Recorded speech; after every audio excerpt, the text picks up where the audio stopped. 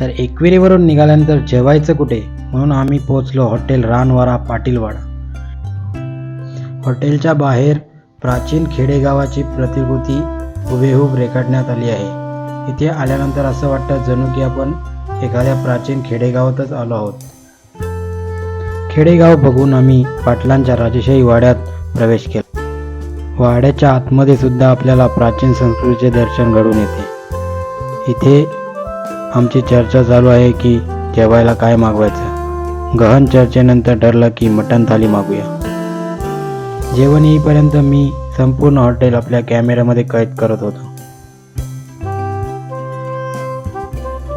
वाडा पाटलांचा, परंतु मी मात्र इथे रुबाबात बसलो होतो.